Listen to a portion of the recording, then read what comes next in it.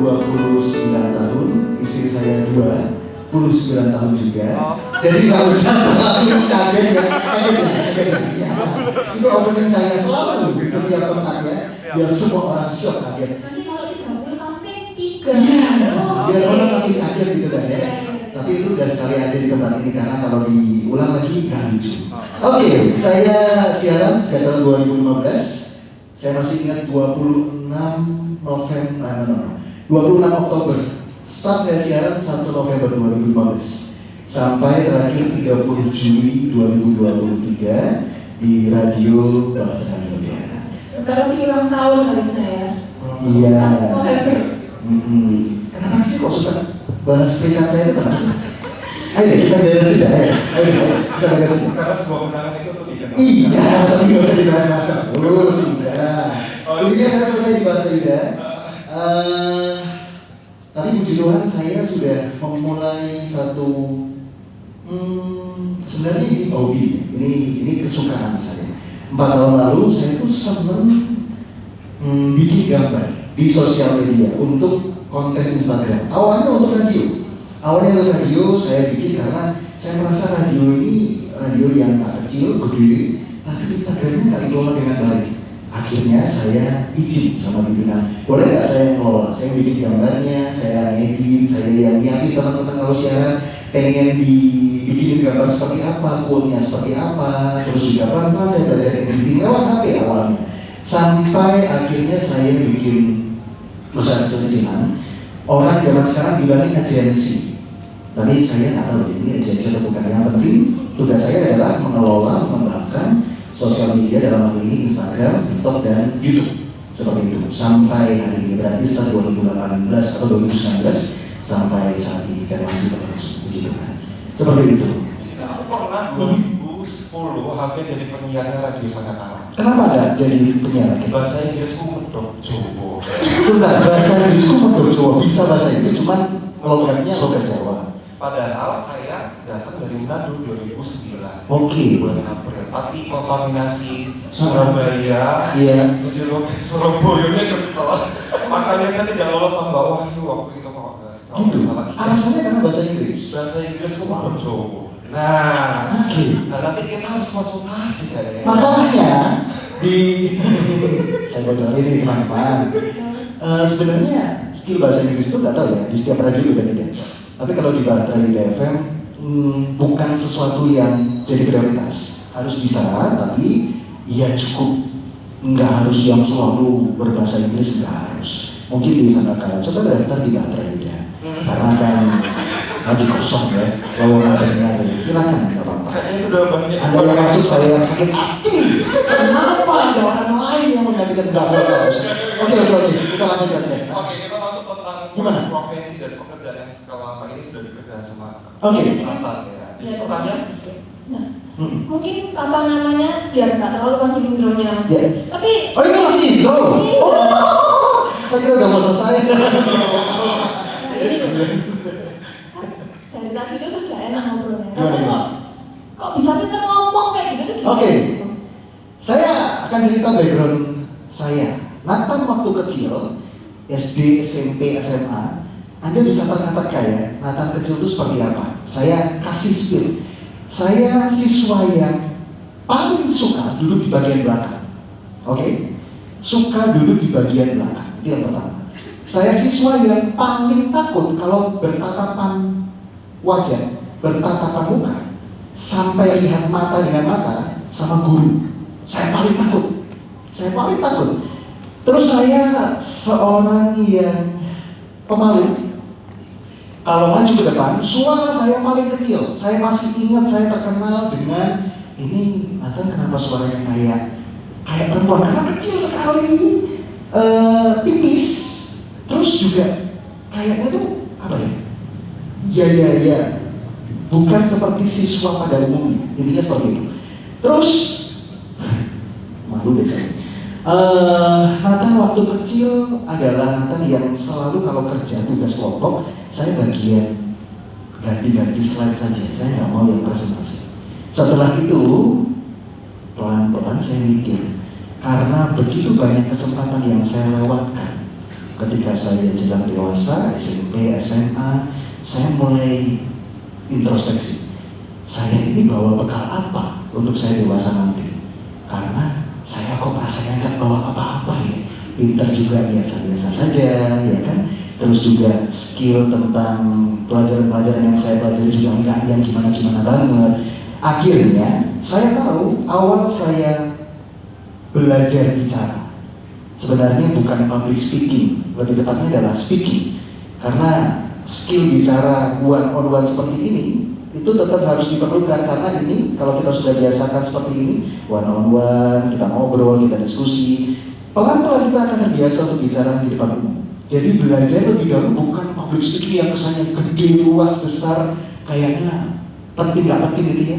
Yang pertama kita harus pelajari adalah skill speaking dulu, bicara dengan satu orang, dengan dua orang, di kelompok kecil seperti itu.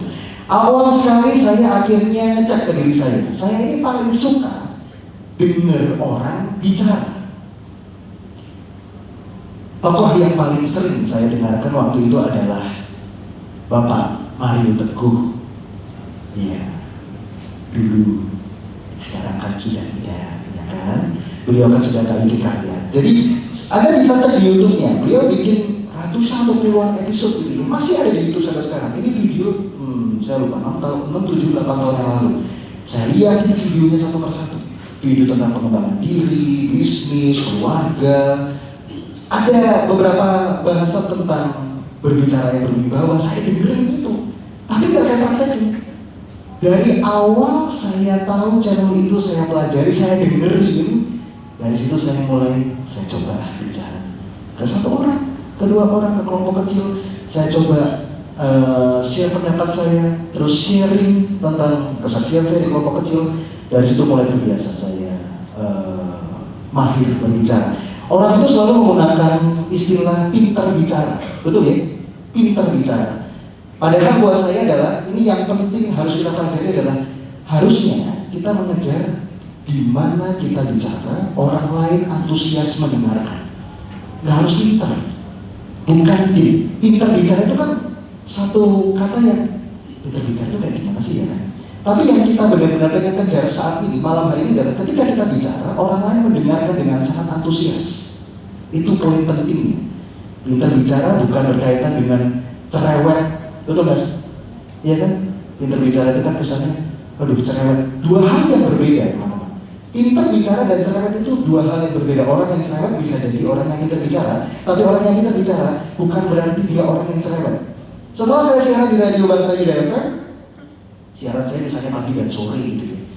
Saya kalau di rumah diam-diam sama istri, bukan orang yang terus banyak kosakata yang disampaikan sama istri, sama teman-teman. Ya biasa aja.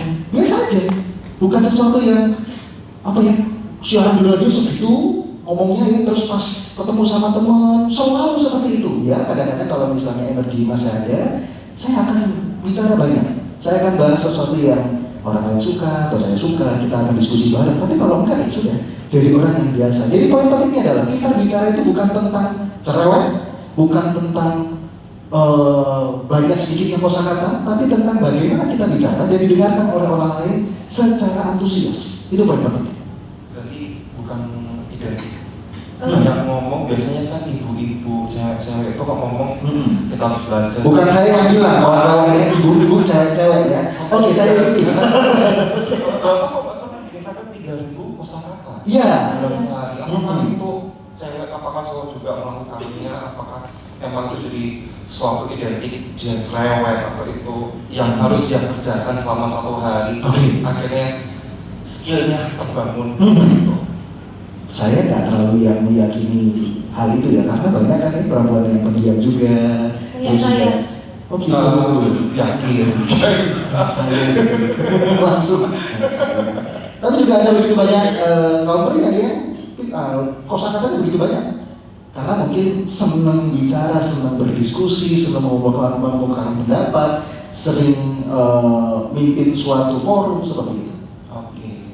Sebelum kita lanjutin, Ya. ada hal lain yang bisa ditampilkan? Mungkin ada yang mau bertanya. Untuk hot. Yes. Nanti bisa bisa tanya ya ini waktunya dikasih berapa sih? 2 hari ya? Waduh. Kayak sebentar. Coba bacakan dulu hotline-nya, kalian bisa SMS atau WA di 0811-311-66111. Oke. Jadi kalian bisa WA di nomor itu, nanti kalian bisa tanya mumpung si Nathannya di sini. Biasanya kalian cuma dengar dari radio, apalagi MC juga, WA juga, apalagi?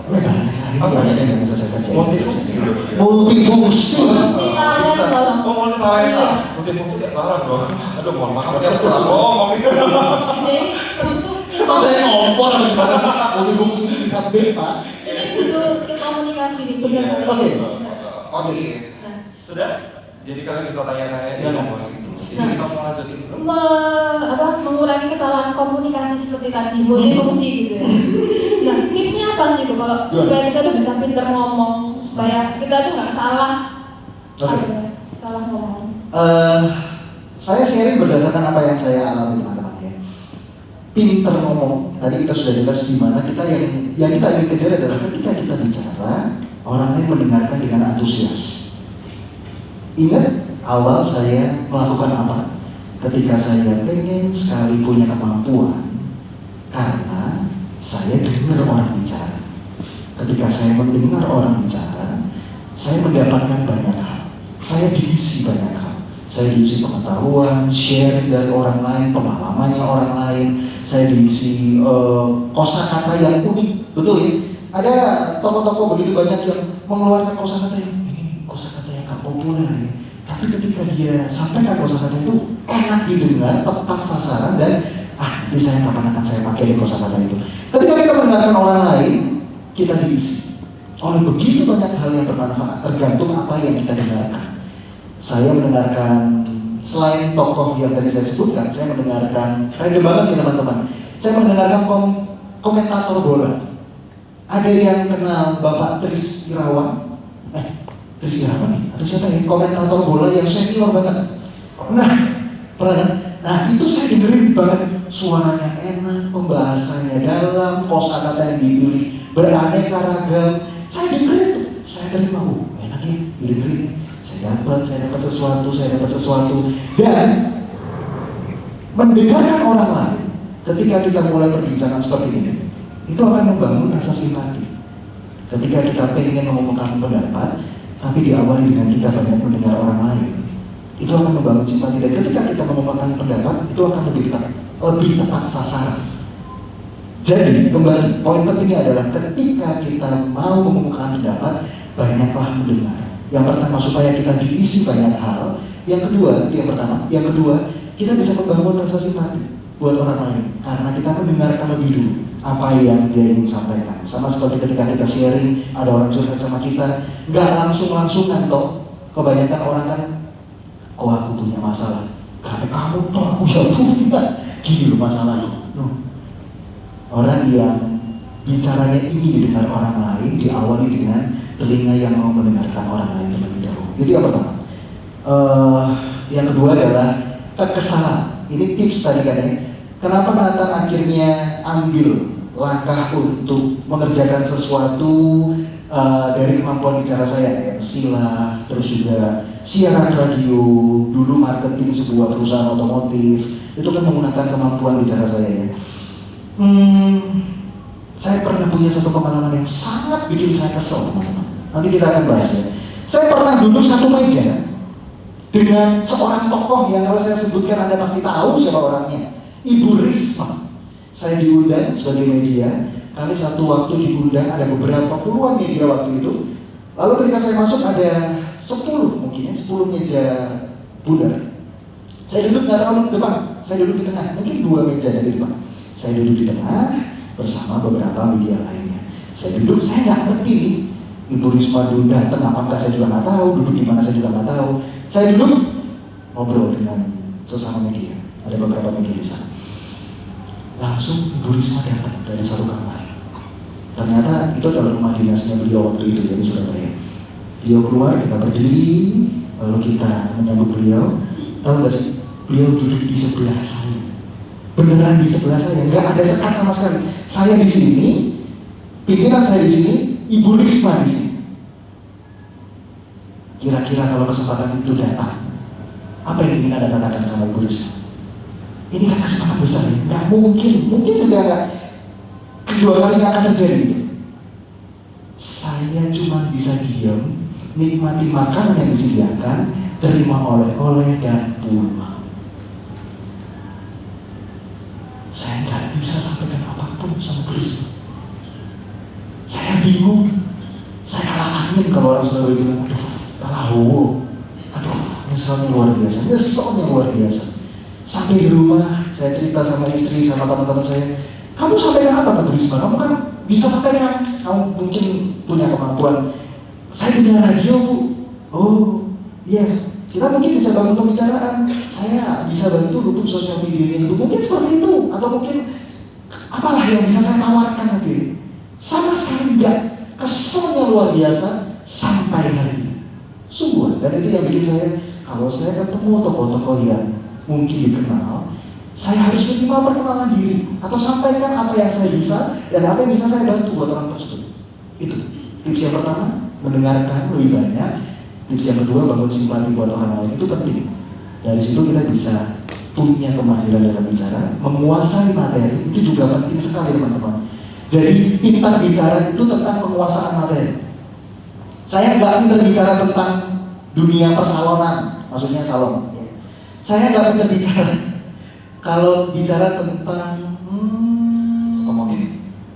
otomotif saya suka, perkebunan.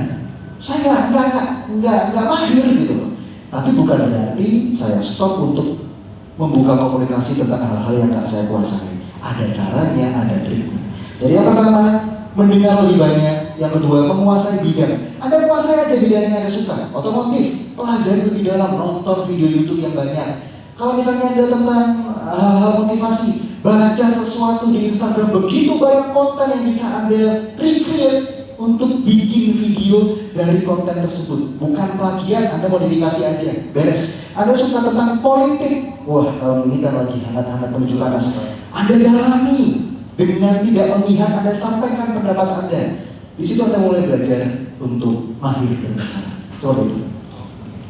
Jadi memang kita harus jadi pendengar yang baik ya. Harus belajar mendengar sedikit bicara hanya mendengar. Betul. Yes. Ya, berat juga. Sudahkah kita mendengar hari ini? Sudah, tadi kita dengarin cukup ngomong perasaan. Ya, ya kan memang tugas Anda. Lanjut. Gimana? Oke. Ya, sering kali ya ini. Nah, Ya. nggak enak ya Pak. Oh, biasa aja. Gimana bro? Oke, gini. Yang mau kita sampaikan dan apa yang diterima sama yang didengar itu kadang tidak sama. Gimana caranya buat kita menghindari? Apa yang kita sampaikan dan apa yang didengar oleh orang. Seringkali kita punya kondisi seperti ini teman-teman. Pengen sekali menyampaikan apa yang merupakan pendapat kita karena kita yakin ini benar. Sampai kita ini nggak sabar untuk menyampaikan. Ada yang pernah mengalami hal itu? Aduh, ini saya bawa sesuatu yang benar. Saya mau menyampaikan ke forum atau ke kelompok saya mau sampaikan ini. Cuma karena kita nggak sabar, saya berdiri saja boleh? Boleh. Oke. Karena kita nggak sabar, akhirnya berdiri semua, nggak usah duduk aja santai. Ngapain berdiri kita nggak lagi bisa tenang. Saya suka dengan talkshow ini, seru-seru luar biasa. Nah, sampai mana tadi? Itu. Oke. Hal yang bikin kita sering salah adalah membawa kebenaran dengan cara yang salah. Sering yang kita alami, mungkin karena kita terburu-buru, mungkin karena kita nggak sabaran. Aduh, saya pengen nyampaikan ini karena ini pasti benar. Dalam sebuah rapat, mungkin dalam sebuah meeting, yang saya sampaikan pasti diterima sama atasan. Saya harus sampaikan ini secepat-cepatnya. To the point, supaya atasan langsung tahu dan langsung sepakat dengan apa yang merupakan pendapat saya. Sering yang kita alami seperti itu, karena nggak sabaran. Atau malah sebaliknya, sungkan. Aduh, saya tahu ini benar sih. Saya tahu strateginya sih. Saya bisa sampaikan ini untuk membangun strategi marketing yang bagus supaya perusahaan ini profit. Tapi malu sungkan. Masalah orang Indonesia utama itu sungkan, malu. Atau sebaliknya yang tadi saya bilang, over, buru-buru, pengennya berusaha. Saya ingat satu politisi, nggak sebut namanya karena saya tahu ini diliput di YouTube. Beliau sering menyampaikan hal yang benar dengan cara yang salah, emosional, marah-marah, ya, terus juga nggak sabaran. Padahal kita tahu kalau beliau bisa lebih sabar, beliau bisa menyampaikannya dengan lebih elegan dan bisa diterima dengan baik oleh siapapun juga. Sering kali yang membuat kita miss ketika kita ingin menyampaikan karepku tuh ini loh, kita sampaikan ke orang lain, tapi ke orang lain akan beda karena emosi kita nggak terkontrol. Dalam keluarga sama kan, kita sampaikan ke anak kita sampaikan ke istri kita sampaikan ke keluarga kita. Saya tahu ini hal yang benar, caranya salah. Ketika Anda membawa kebenaran tapi dengan cara yang salah, Anda sedang merusak kebenaran itu sendiri. Seperti itu. Jadi kontrol emosi, santai saja. Akan tiba saatnya Anda menyampaikan pendapat Anda, menyampaikan hal yang benar-benar pasti benar. Ini pasti oke. Ini strategi yang jelas untuk perusahaan. Ini pasti cara yang benar. Sabar dulu. Ada waktunya Anda menyampaikan dan bawa kebenaran itu dengan emosi yang stabil. Seperti itu. Jadi diperlukan skill dalam ekspresi, Iya. emosi. Karena nggak semua perasaan itu harus diungkapkan. Iya, setuju. Karena yang sampai ke orang lain itu bukan perkataan tapi perasaan. Saya tahu dia cinta sama saya, tapi dia menyampaikannya dengan, "Kok sayang aku nggak?" Ya sayang sih ya. Perkataan ini tidak akan sampai ke orang itu. Tapi kalau disampaikan dengan emosi yang tepat, "Kok sayang sama aku nggak?" Ya sayang tuh. Istriku. Ada istri satu yang mohon maaf. Gitu. Jadi emosinya harus terkontrol ya, please. Nggak boleh membawa kebenaran apa yang kita anggap benar dengan emosi yang nggak stabil atau bahkan kamis. Macam bisa coba kamis, kamu mari. Sampai mau gini, kamu, aku suka coba. Aku ini bukan siapa-siapa. Seringkali kita kayak gitu ya teman-teman ya. Pengen membawa sesuatu yang benar karena kita merasa bukan siapa-siapa. Ya udahlah jangan saya. Betul nggak? Kita pengen sharing firman nih. Kita pengen sharing firman. Tapi kita ngerasa kita bukan siapa-siapa. Saya tidak sekolah. Saya juga bukan leader. Atau misalnya ketika kita ada di meeting, saya karyawan yang ya masih baru lah. Saya nggak usah sampaikan apa-apa. Ingat, ketika kita pengen bicara dan harus didengar, kita pengen didengar orang lain, itu dimulai dari kita mulai untuk bicara, mengemukakan pendapat. Kalau nggak mulai, Anda nggak akan bisa membangun kepercayaan orang lain. Kalau saya nggak mulai siaran di hari pertama, saya sempat menunda. Kapan mau siaran? Ya, aku belum siap, belajar dulu. Kapan mau siaran? Ya, aku belum siap, belajar dulu. Setelah saya siaran, apakah siaran saya langsung baik? Enggak. Banyak hatersnya. Bahkan saya masih ingat dulu, ini kritikan dari orang. Ini penyiar siapa ya? Ini penyiar apa narasumber? Karena saya ini cuma menjawab pertanyaan dari tandem siaran saya. Benar ya katanya, orang yang setia itu adalah orang yang dicari ya, untuk zaman sekarang ya. Oh iya benar, orang yang setia itu mahal sekali. Udah, saya kan jadi narasumbernya. Saya masih ingat itu chat WA. Ini siapa ya? Penyiar kok kayak narasumber. Mulai aja dulu. Karena kalau Anda belajar, nggak mulai dengan alasan saya pengen menghindari banyak kesalahan, Anda akan tetap mengalami kesalahan. Kalau nggak mulai dulu. Sama seperti sharing firman di sosial media, mulai aja dulu, nggak apa-apa, mulai aja dulu. Nanti diubah, direvisi. Bikin video, pengen sharing firman, pengen sharing tentang kesaksian, mulai aja dulu, nggak apa-apa. Gak usah bingung siapa yang lihat, gak usah bingung view-nya berapa, gak usah bingung like-nya berapa, mulai aja dulu. Anda sharing di sebuah meeting, Anda mulai aja dulu. Kalahkan rasa sungkan Anda karena Anda yakin Anda membawa sesuatu yang ini benar. Gitu. Jangan dikalahkan. Yang namanya hal yang baik, hal yang benar, sharing yang bermanfaat, kesaksian yang memberkati dengan rasa sungkan kita. Ingat ya Nathan yang dulu itu Nathan yang sungkanan banget, sungkanan sekali. Kalau lihat guru itu nggak bisa tatapan muka. Bahkan sampai sekarang kalau teman-teman ketemu saya di mall, saya sering sekali ditanya, kenapa Nathan sombong sekali? Bukan sombong, karena saya ini nggak berani lihat wajah. Istri saya paling tahu, ayo jangan terlalu nunduk. Itu ke bawah dari kecil. Tapi ketika sudah ketemu sama orang, lebih pede, akhirnya bisa berani. Jadi rasa malu itu tetap ada loh teman-teman. Saya tuh masih punya rasa sungkan, rasa malu, cuma saya mudah untuk mengalahkannya. Karena saya tahu relasi ini lebih penting dari rasa malu saya. Kalau saya punya rasa malu dan saya pelihara, saya nggak bisa bangun relasi sama orang ini, dan akhirnya saya nggak bisa dapat peluang. Betul kan? Kita begitu banyak sering kelewatan peluang karena kita nggak bisa speak up.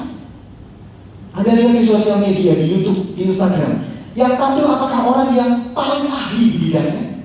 Enggak. Jawabannya enggak.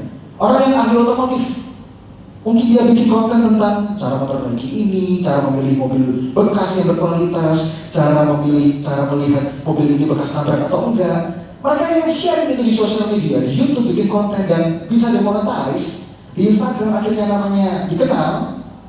Apakah orang yang pasti paling pintar di bidangnya? Enggak. Kita kan sering ketemu kan, ada orang yang pintar banget, pintar di bidangnya, cuma nggak dikenal karena nggak berani speak up. Nggak punya kemampuan, dia merasa nggak punya kemampuan untuk speak up. Sudahlah, aku melakukan aja, nggak usah menyampaikan apapun. Aku melakukan. Kalau misalnya ada orang pengen servis AC, ya udah aku lakukan aja. Tapi di sisi lain ada orang yang punya kepintaran yang sama, cuma pengen bikinin konten ini loh, AC yang berkualitas seperti ini, isi freon yang oke itu seperti ini. Akhirnya bisa dimonetize.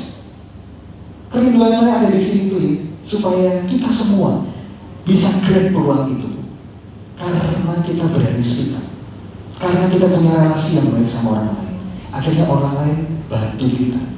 Ini prinsip saya, ketika kita baik sama orang lain, bangun relasi yang oke, orang kaya bantu kita, orang baik bantu kita, dan akhirnya kita bisa jadi lebih baik secara ekonomi. Kita bisa dapat peluang-peluang yang begitu luar biasa. Seperti itu. Oke. Ini ada pertanyaan yang masuk. Ya. Bagaimana caranya ingin menyampaikan sesuatu tapi tidak tahu cara mengolah kata-kata yang tepat? Mungkin dalam kondisi banyaknya informasi yang ingin disampaikan, bagaimana cara mengendalikan dan memanajemennya? Oke, saya tangkap ya. Anda ingin menyampaikan sesuatu, tapi karena apa yang Anda sampaikan mungkin banyak, Anda bingung dengan ini saya mulai dari mana ya? Kalimat seperti apa yang saya gunakan untuk menjadi pembukaan saya bicara, akhirnya orang lain mendengar dan orang lain tertarik sama bahan bicara saya. Ini menarik. Kembali dari kebiasaan dan kerutinan kita untuk tenang dan memilih mana yang akan menjadi prioritas saya. Saya akan bicara ini dulu. Kalau ini saya sudah bicara, saya akan bridging ke sini. Misal saja, saya dulu sales mobil. Saya ketemu sama orang, saya ketemu sama prospek di mall. Ingat ya, di mall itu kan kita nggak ketemu janjian, kita ketemu langsung aja gitu loh, nggak janjian. Kebetulan orang itu tertarik, saya kasih brosur. Di pikiran saya, di benak saya, aduh, saya mau nyampaikan Pak, ini keunggulannya ini. Kalau ini dibandingkan sama mobil ini, bagusan ini. Diskonnya juga lagi banyak, warnanya juga lengkap, fiturnya juga oke, servisnya juga lebih baik daripada brand yang lain. Buatnya ini di pikiran saya. Saya mulai tenang dan pikirkan apa yang dia butuhkan terlebih dahulu. Dari mana saya tahu? Dari bertanya, Bapak kira-kira pilih mobil untuk Bapak sendiri atau untuk keluarga? Oh, untuk saya. Oh, aktivitas kerja ya Pak ya? Iya. Oke. Mungkin dia akan bertanya kembali, diskonnya berapa ya Pak? Oke, berarti kita tahu ketertarikannya dia berawal dari harga. Kita bicara tentang harga dulu. Diskonnya ini lagi segini sih Pak. Ini lagi besar-besarnya. Kalau kita lihat dari brand lain nggak segini. Ini lagi besar-besarnya. Jadi kalau Bapak ambil hari ini, kalau Bapak akhirnya pilih unit hari ini, Anda akan dapat harga yang terbaik. Oke, warnanya apa ya? Ketika kita mulai dari pertanyaan, kita ngobrol, kita berdialog sama orang, kita mulai menyampaikan apa yang merupakan kebutuhannya, dia akan sampaikan secara tersendiri. Dimulai dari tadi, ini mobil untuk siapa? Bapak. Mungkin dia akan membalas pertanyaan. Kalau dia belum balas pertanyaan, kita tanyakan kembali. Bapak, untuk kerja? Atau untuk family? Atau untuk mobil kedua? Atau untuk mobil ketiga? Atau untuk mobil pertama? Aktivitasnya di dalam kota atau luar kota? Kita gali kebutuhannya sampai akhirnya kita tahu, oh, ketertarikannya dia di sini. Dari mulai dia bertanya, harganya berapa, warnanya apa, CC-nya berapa. Dari situ kita bisa dari oke, berarti ketertarikannya dia pada hal yang dia tanyakan.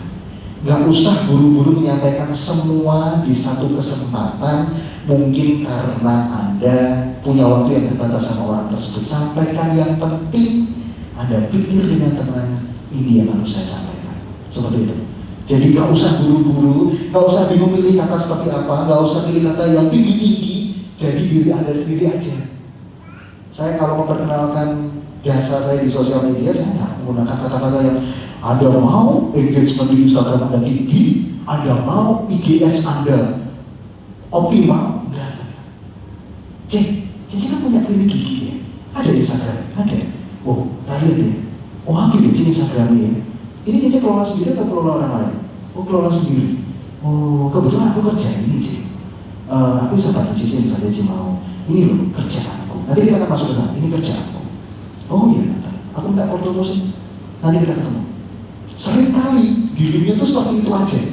Enggak yang saya kejar gimana, terus enggak saya sampaikan semuanya di kesempatan yang terbatas di pertemuan pertama itu, enggak. Saya cuma perkenalan diri, saya sampaikan, saya gali kebutuhannya dan dia dan saya akan atasi. Saya coba akan atasi. Kalau dia kerja sendiri pasti berat. Dia mau dibantu kan? Aku punya fotografer lengkap, nanti dia tinggal tahu address. Seperti itu. Gak usah buru-buru menyampaikan dalam satu kesempatan. Pilih dengan tenang mana yang Anda prioritaskan dan bangun relasi yang baik. Seperti itu. Oke. Lanjut. Terpanas. Dari banyak, nggak apa-apa. Oke, lanjut. Lanjut. Ada pertanyaan lagi atau kita lanjut? Kata C ya. Silakan. Artikulasi kata sangat baik. Tepuk tangan dulu dong. Oke. Iya. Pengalaman. Cara melatihnya bagaimana nih? Apakah memang dibangun atau dilatih dalam komunikasi sehari-hari? Tadi katanya kan diem-dieman. Nah,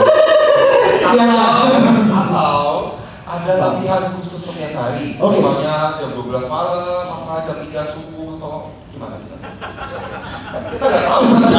Sebentar masalahnya jam 2 subuh saya ngapain? Saya tidur waktu itu ya.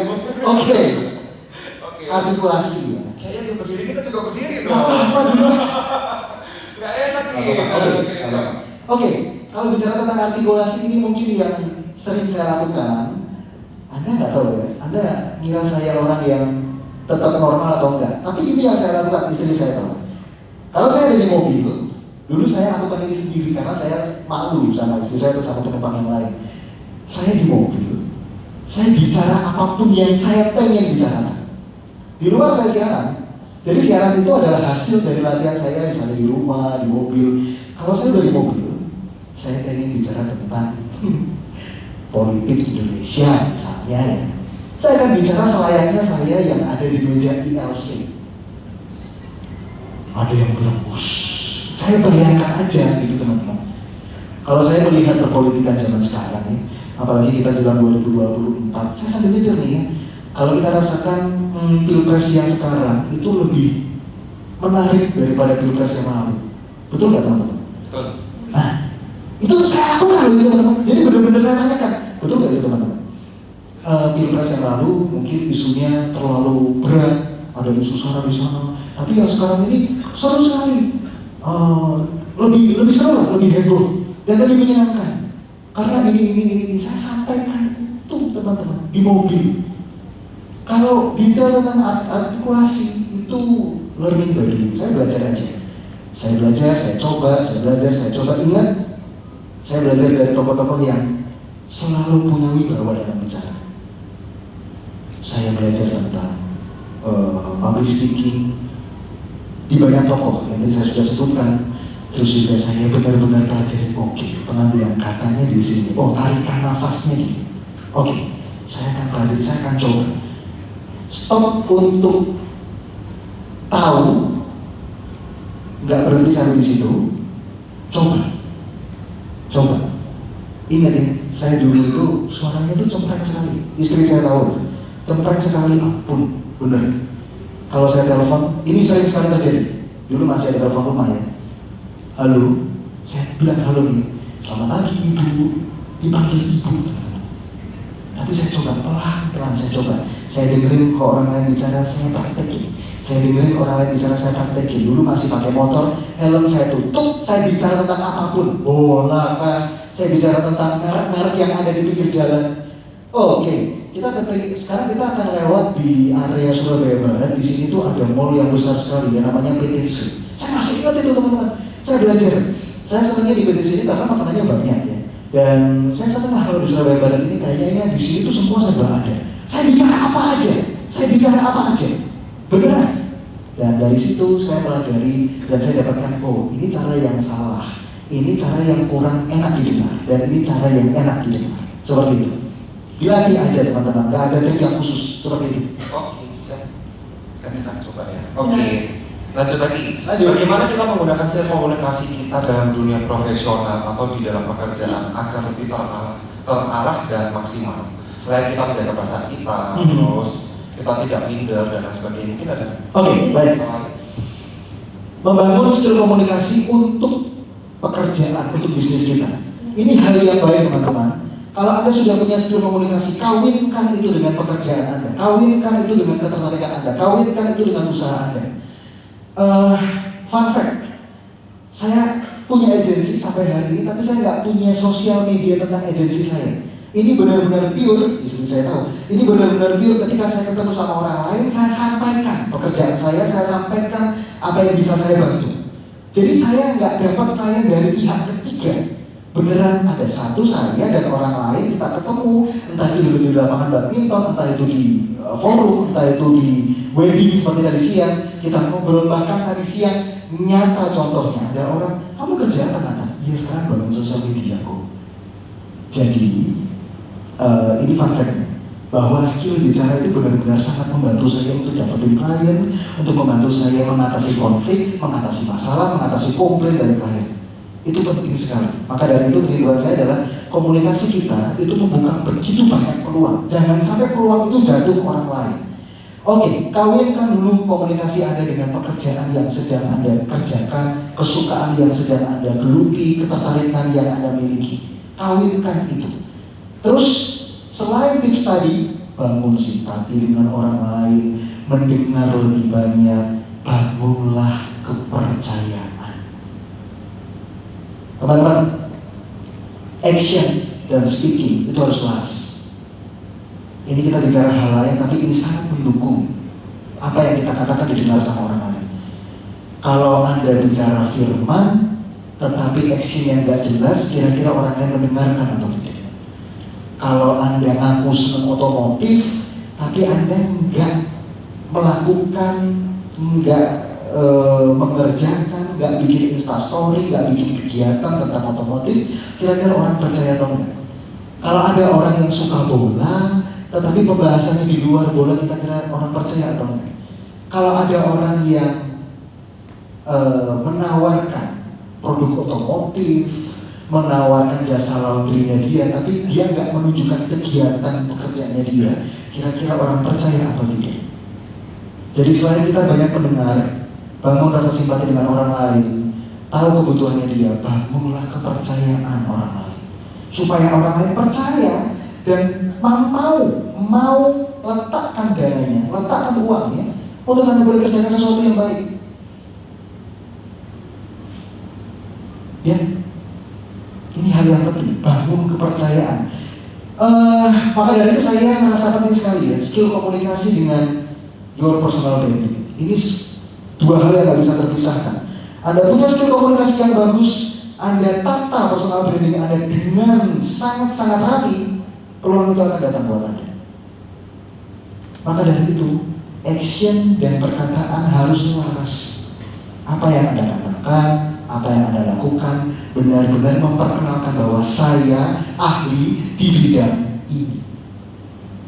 Ini di luar, kalau misalnya di luar pekerjaan, Anda bisa jadi teladan buat orang lain. Apa yang Anda katakan, apa yang Anda lakukan, selaras. Benarkah ini yang namanya integritas? Ya. Bangun kepercayaan dengan integritas. Apa yang Anda katakan selaras dengan apa yang Anda kerjakan sehari-hari. Jangan malu ketika Anda ingin instastory pekerjaan Anda, nggak usah malu, sharing aja. Saya masih ingat job saya tadi siang. itu berawal dari saya story dan bikin konten tentang saya MC. Bener, saya sharing, saya upload, WA masuk. Nathan, bisa nggak mimpin MC di siang hari ini? Maksudnya tanggal ini, jam sekian di sini. Peluang itu datang buat saya. Jadi peluang itu bukan datang bagi setiap orang yang terbaik di bidangnya. Iya, itu penting. Tapi peluang itu datang buat orang yang memperkenalkan dirinya dengan jelas siapa dirinya, apa yang dia kerjakan, apa yang merupakan minatnya dia.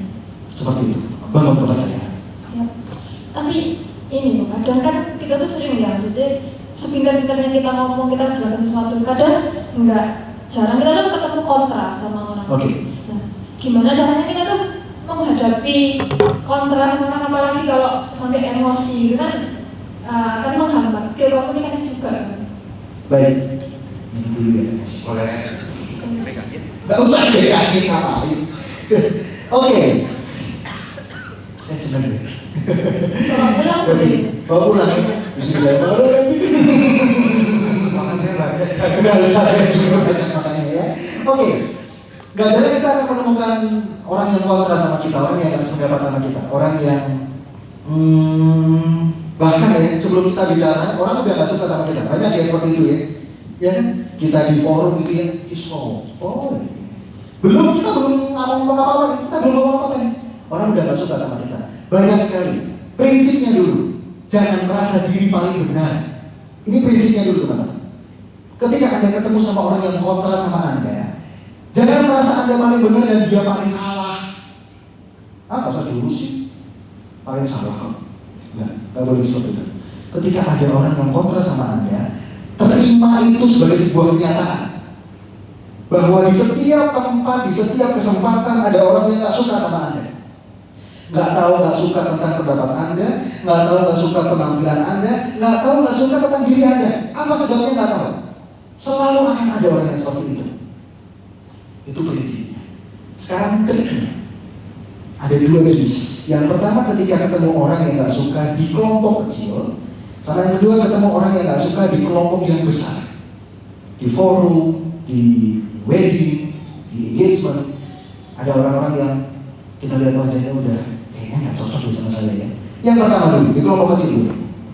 Ini sering saya lakukan. Langsung saja saya contohkan ya, permisalan saja. Kakak tidak setuju dengan pendapat saya. Kelihatan dari gerak-geriknya. Orang yang nggak setuju itu kelihatan dari gerak-geriknya. Betul ya teman-teman? Tangannya melipat, mukanya sangat, agak mundur dadanya, kepingin menilai omongan kita. Yang sering saya lakukan adalah saya coba menjelaskan apa yang merupakan penjelasan saya. Saya coba counter apa yang dia nggak setuju, bukan ke kakak, tapi ke kakak. Kita misalnya bahas tentang bumi itu bulan atau datar, misal saja teman-teman. Jangan deh nanti ya, otomotif, mobil diesel atau bensin. Saya pilih diesel misalnya saja. Lalu kakak merasa bahwa enggak lah, bensin lah. Saya akan menjelaskan keberatannya dia bukan pada orangnya, pada orang yang netral atau orang yang support sama saya. Aku tuh senang mobil diesel soalnya selain irit, tenaganya juga besar. Dan akhirnya aku milih unit ini. Kenapa? Karena powernya gede banget. Dan saya sangat butuh unit ini karena sesuai dengan kebutuhan saya. Pekerjaan saya ada di jalan yang terjal, ada di kota yang nggak mudah untuk dilalui. Saya butuh mobil diesel. Betul ya Kak? Berarti saya cocok kan beli mobil diesel. Baru konfirmasinya saya akan tanya ke orang yang kontra sama saya. Dan nggak usah berharap, iya sih, nggak usah. Tanyakan saja, jadi benar ya Kak ya, apa yang merupakan kebutuhan saya. Seringkali yang kita lakukan adalah kita lawan orang yang kontra sama kita. Kamu gak setuju ya? Oke, tak lawan. Kamu bilang, sampaikan pendapatmu, nanti aku lawan. Gak akan selesai, ini bukan debat. Bahkan debat saja gak menimbulkan satu kesepakatan, bukan. Kalau Anda lihat acara debat, yang satu sama yang satunya gak mungkin dong setelah debat terus yang satunya saya sepakat dengan Anda. Gak mungkin guys, memang mereka disuruh debat. Gak mungkin terus, iya benar juga, gak mungkin. Karena mereka memang disuruh debat. Jangan mau debat sama orang lain karena nggak akan ada beresnya. Anda coba bikin orang lain itu ngerti apa yang Anda sampaikan, nggak langsung tapi melalui perantara. Kalau kelompok kecil, perantaranya orang ini netral sama saya, bahkan positif sama pendapat saya. Saya akan cerita ke dia untuk orang yang kontra sama saya. Saya akan ceritakan ke dia. Pilihan politik saya gini. Berarti benar toh pilihan politikku. Ya apa menurutmu? Boleh dijelaskan seperti itu. Boleh ditanyakan seperti itu. Bukan ditembak ke dia, tapi ke orang yang netral. Aku nggak sepakat sama kamu. Misalnya dia seperti itu ya, terima. Kembali ke prinsip awal. Kita nggak selamanya benar. Oke, bukan diskusi, nggak apa-apa ngobrol aja. Itu ketika ada di kelompok kecil. Kalau ada di kelompok besar, sama seperti acara wedding, nggak usah MC ya teman-teman, opening speech aja. Misalnya kita punya keluarga terus kita cerita dia tentang opening speech gitu ya. Kita sampaikan maksud dan tujuan gitu ya ketika misalnya acara engagement gitu ya. Atau MC. Saya selalu kalau di atas stage ini saya akan melihat ada pihak-pihak orang-orang undangan yang sibuk sendiri, ada orang yang acuh-acuh sama saya, tapi ada orang yang antusias. Siang tadi saya praktekkan. Kalau Anda menemukan hal tersebut, orang yang kontra sama Anda, orang yang kayaknya nggak peduli sama Anda, nggak antusias sama Anda, carilah hotspot. Ini istilah yang mungkin sering Anda dengar. Saya nggak suruh Anda cari wifi teman-teman, tapi cari titik hangat yang membuat Anda tetap berenergi untuk sampaikan sesuatu. MC saya tadi, view-nya oke, jadi audiensnya di depan saya pas ini ya. Terus saya di atas panggung ketemu beberapa kelompok yang sibuk sendiri, karena mungkin yang punya acara ya sibuk sendiri, gak antusias sama saya. Saya suruh tepuk tangan, gak tepuk tangan, bahkan mungkin punya lagi jelek gitu ya. Saya akan cari hotspot, orang atau kelompok yang suportif, yang support, yang fokus sama saya. Ada di sebelah kiri waktu itu ya, ada di sebelah kiri. Saya mencari dengan melemparkan pertanyaan. Saya tanya ke ibu, lebih dulu.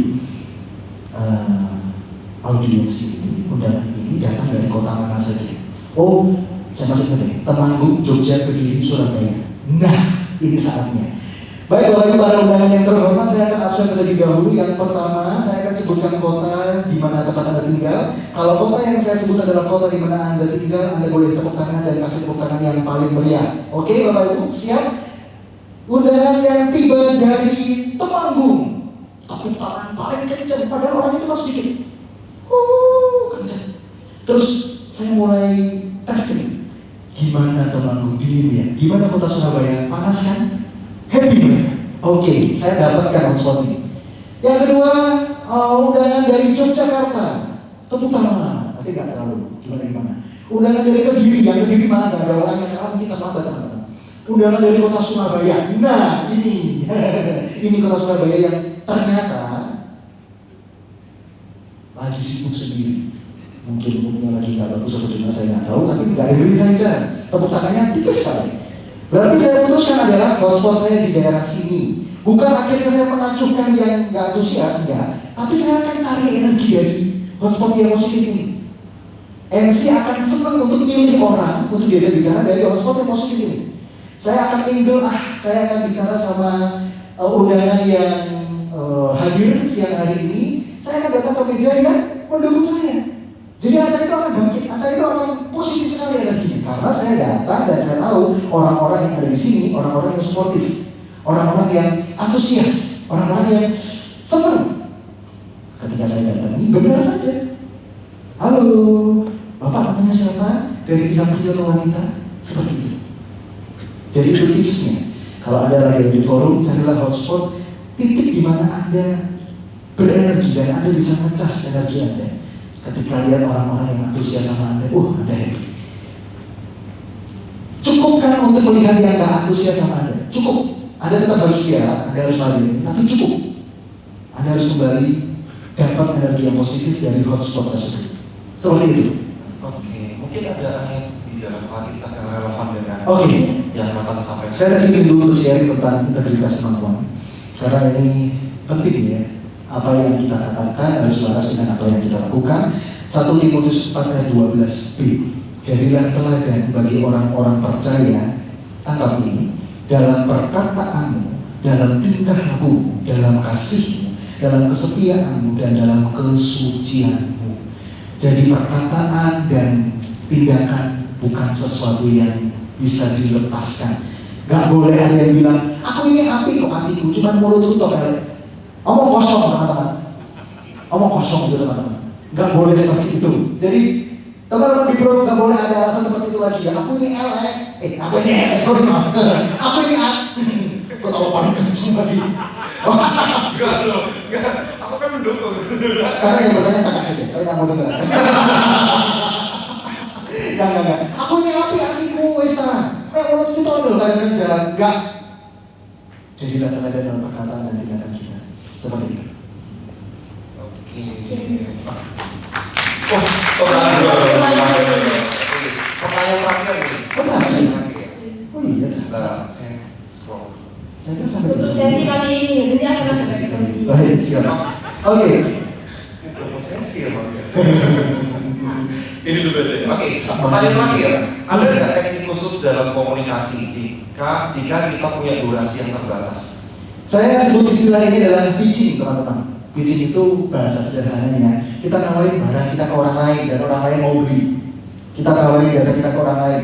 Seperti yang tadi saya pernah alami, saya ketemu sama Bu Risma dalam waktu yang cukup panjang, 30 menit, 1 jam, tapi saya nggak bisa ngomong apa-apa karena saya nggak punya strateginya, karena saya nggak punya, dan saya nggak biasa bicara sama tokoh. Akhirnya saya nggak sampaikan apa-apa. Teknik pitching ini penting ketika kita mungkin ketemu sama Bapak Sandiaga Uno di lift. Kita cuma punya waktu 30 detik, 1 menit. Bagaimana kita bisa memperkenalkan diri dan memperkenalkan jasa kita, memperkenalkan kemampuan kita? Gimana caranya? Ada beberapa tips yang penting. Teknik pitching ini bisa Anda coba dan please dimulai dari latihan. Harus dilatih. Yang pertama adalah identifikasi pesan utama. Tadi ingat pertanyaan yang tadi, saya punya banyak sekali informasi yang ingin saya sampaikan. Stop, pilih satu yang penting apa kira-kira? Saya punya pekerjaan ini, tapi untuk toko ini saya pilih untuk ini. Saya siaran dia, MC dia, sosial media juga. Saya pilih yang mana untuk orang ini? Kayaknya MC. Bapak kalau duduk acara bisa sampaikan ke saya. Pilih satu saja, identifikasi pesan utama yang Anda ingin sampaikan. Itu membuat topik pembicaraannya linear, nggak kesana sini. Saya sih suka olahraga, saya juga suka Pak. Lurus saja. Anda pengen sampaikan satu pesan apa? Udah itu aja. Gak usah bilang gini, emangku harusnya tokoh ini tahu semua tentang aku. Siapa Anda mau didengarkan tokoh dalam waktu yang singkat? Cukup satu aja. Saya penyiar radio Pak Sandiaga Uno. Saya juga nyambi MC. Cukup. Enggak terus keluarga saya baik-baik saja. Saya punya repot sate Bapak. Terus saya juga lewat sosial media. Cukup. Bapak Sandiaga juga makan sate yang saya produksi teman-teman. Iya kan? Jadi cukup. Identifikasi satu pesan utama. Yang kedua, jelaskan ide Anda dalam beberapa kalimat dengan menggunakan visual aids. Ini penting sekali karena waktu Anda terbatas. Kalau waktu Anda terbatas, butuh bantuan visual supaya orang lain terpuaskan dari telinga dan dari mata. Saya garap sosial media Pak. Ini yang saya garap. Pilih yang paling makro ya. Misalnya ini yang paling sukses nih. Saya selalu keluarkan satu akun yang ini sukses nih. Ini Pak, akun yang saya biasa kelola sampai dari lumayan juga ya. Ya Pak, sudah produktif, sudah monetize, puji Tuhan. Seperti itu. Jadi jelaskan ide bersama dengan visual. Anda pengen tunjukin apa sebenarnya? Anda jualan mobil, tunjukkan. Ini mobil yang lagi tren Pak sekarang. Kebetulan saya juga jual. Ini lagi banyak nih peminatnya. Diskonnya juga lagi besar. Tunjukkan supaya terpuaskan apa yang dia dengar dan apa yang dia lihat. Yang ketiga, mulailah dengan pertanyaan. Ingat seperti tadi, gali kebutuhannya dia, tarik simpatinya, tarik kebutuhannya dia, cari tahu apa yang dia inginkan, cari tahu apa yang dia butuhkan, cari tahu apa yang merupakan minatnya dia. Tanya. Gak usah bertele-tele. Jasnya bagus, Pak beli di mana? Gak usah. Ada juga gak penting kan kalau jas di mana. Fokus aja. Ini aja. Gak usah basa-basi.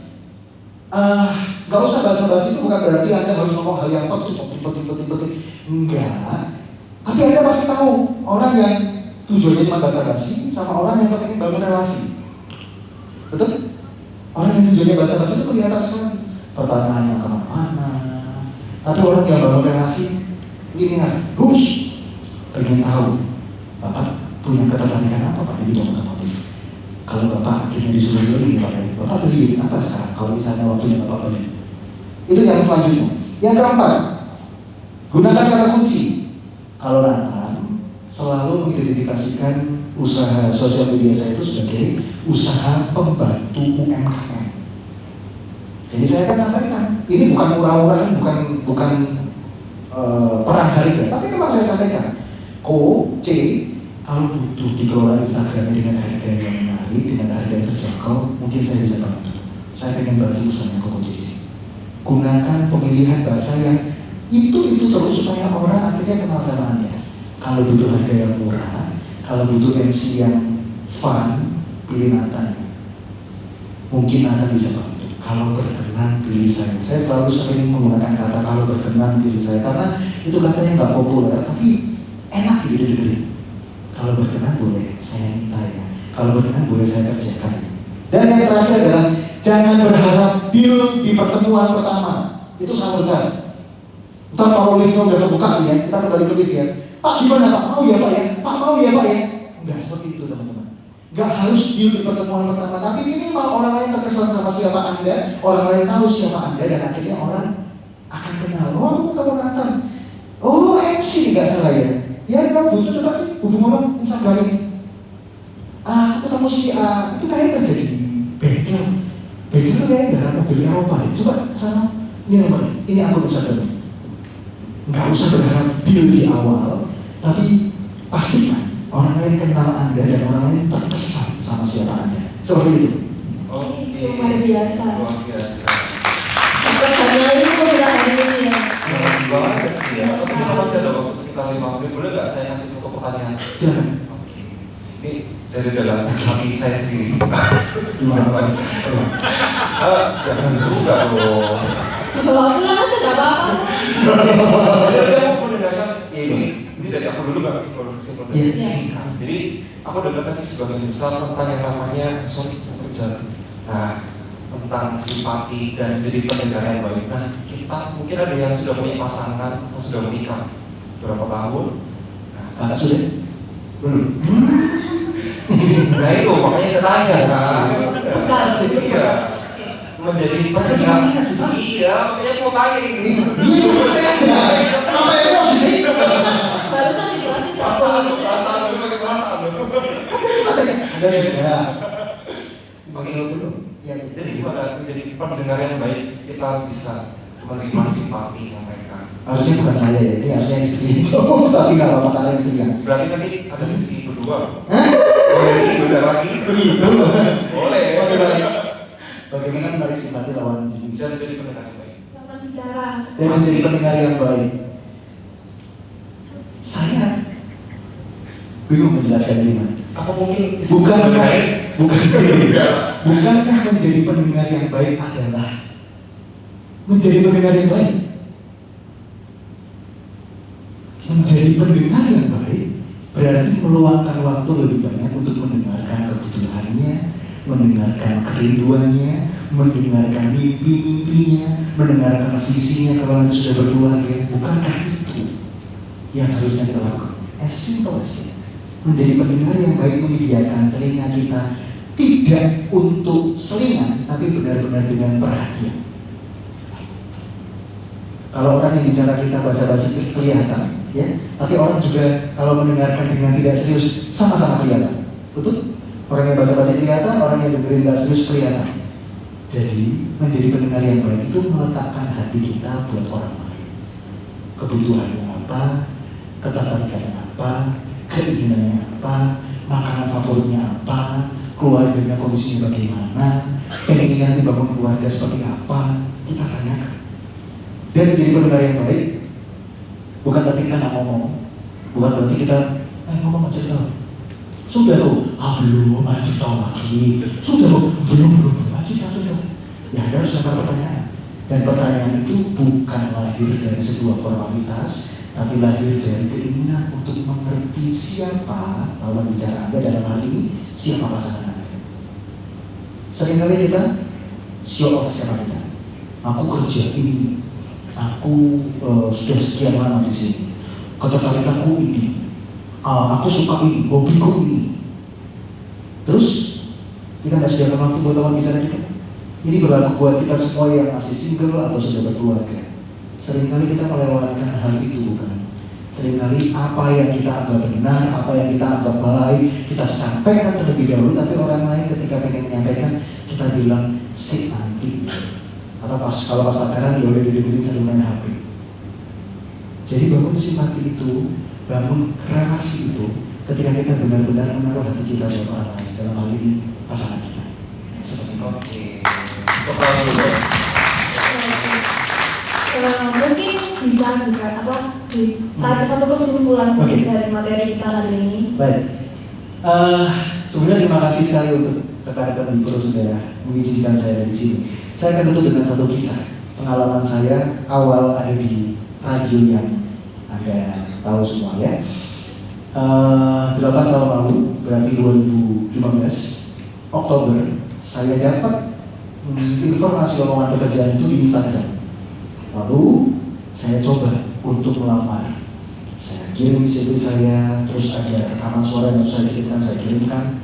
Lalu nggak dipanggil lama, nggak dipanggil lama. Akhirnya dipanggil 2 minggu atau seminggu lebih. Akhirnya dipanggil, kita interview. Nanti saya kabari ya pimpinan saya, Bapak Gideon Yustianto. Nah itu. Akhirnya nanti saya panggil ya. Oke, nggak dipanggil, lama sekali. Ya saya lupakan itu. Saya kembali ke pekerjaan saya sebagai seorang marketing di sebuah perusahaan otomotif. Setelah itu teman-teman, saya dipanggil, saya ditelepon sama Pak Gideon. Bisa nggak ya, kamu latihan siang hari ini, kamu diterima kerja, tapi siang hari ini kamu latihan. Kebetulan hari ini kita mulai pelatihan untuk announcer baru. Saya bilang nggak bisa Pak, kok mendadak banget. Kesannya kan nggak profesional, kok mendadak banget. Saya bilang nggak bisa Pak, saya harus kerja. Oh ya sudah nggak apa-apa. Akhirnya saya one by one diajarin langsung sama Pak Gideon. Beberapa bulan, beberapa lamanya saya di drill beliau, saya di siaran bareng sama dia, saya langsung dimentorin sama dia, dan akhirnya sampai hari ini, sampai terakhir Juni 2023. Jadi ada Nathan sebelum di Batalia yang gak pintar ngomong, yang malu-malu, yang sungkan, yang minder, yang mempersilahkan orang lain yang maju bukan saya, dan ada Nathan yang setelah siaran Batalia lebih percaya diri, lebih pengen mengungkapkan apa yang menurut saya baik, lebih pengen memperkenalkan siapa saya. Tapi saya ternyata dapat satu kisah setelah sekian lama saya pelayanan di sana. Saya sempat ngobrol dengan Pak Gideon. Nathan, tahu nggak? Bisa untuk kesempatan, tahu nggak? Kamu sebenarnya nggak di sini. Oke, maksudnya apa? Iya, sebenarnya kamu nggak di Batalia, kamu nggak diterima di sini. Oh, waktu itu saya sudah siaran dan sudah jadi produser. Jadi saya kelola acara dan saya bawakan acara. Saya kaget dengan pernyataan itu. Maksudnya gimana kok? Iya, harusnya kamu nggak aku terima. Ingat kan? Kamu aku telepon di hari terakhir dan waktu itu kamu harus ikut pelatihan. Oke, karena nggak ada yang mau terima kamu sama sekali. Saya nggak mau terima karena suaramu terlalu pelan, ritmenya juga terlalu lambat, intonasinya juga nggak jelas. Saya nggak mau terima kamu. Cuma di hari terakhir, karena ada satu penyiar yang nggak datang, sedangkan saya sudah bayar sekian kuota untuk latihan, akhirnya siapa nih yang mengisi? Saya telepon kamu. Akhirnya saat kamu join di sini, kamu siaran, kamu belajar langsung dengan saya, kamu coba siaran sendirian, dan akhirnya sampai di tahun waktu itu tahun ke-5 atau tahun ke-6, beberapa tahun yang lalu. Satu pesan yang saya mau share teman-teman di malam hari ini, kalau kita mulai untuk speak up, apa yang menjadi ketertarikan kita, apa yang menjadi kesukaan kita, pasti jelek di awal, pasti gak bagus. Jadi jangan harap kalau Anda gak mencoba dan Anda hanya belajar teorinya saja, Anda langsung bisa bagus. Pasti gak bagus. Orang bikin kue langsung enak, enggak juga. Pasti ada yang salah. Terima kenyataan itu. Anda suka main musik, permainan pertama Anda apakah langsung didengar banyak orang? Enggak. Tetapi kerinduan untuk memberi yang terbaik di dalam hiduplah yang menjadi kekuatan kita. Kita sering nyanyikan, Ku persembahkan hidupku, ku persembahkan hidupku. Itu bukan berarti kita merasa Tuhan cukup di sini. No. Tapi pernyataannya adalah Tuhan, apalagi setelah ini? Kalaupun saya mulai dengan proses yang tak mudah, tapi saya suka di bidang ini, dan saya tahu Tuhan punya rencana yang baik buat saya di titik ini, saya akan lakukan terus. Kalau sudah di awal, wajar, semua juga mengalami. Tapi kalau Anda berhenti di situ, kalau saya berhenti di haters pertama saya bilang saya kayak narasumber, nggak tahu cerita saya. Mungkin nggak di sini, mungkin di bidang lain. Tapi saya kuatkan hati saya. Saya cuma pengen saya beri yang terbaik dengan apa yang saya punya. Bukan apa yang saya kejar, uang, popularitas itu enggak sama sekali. Tetapi apa yang saya bisa beri karena pujian saya, kerinduan saya ketika saya nyanyi, saya mau beri yang terbaik. Ku beri yang terbaik. Kita nyanyi seperti itu, tapi kita bilang, Tuhan ini aja yang saya kerjakan. Tapi ketika kita bilang, Tuhan apa lagi yang bisa saya kerjakan? Itu adalah bukti kita memberikan yang terbaik. Terima kasih. Selamat malam.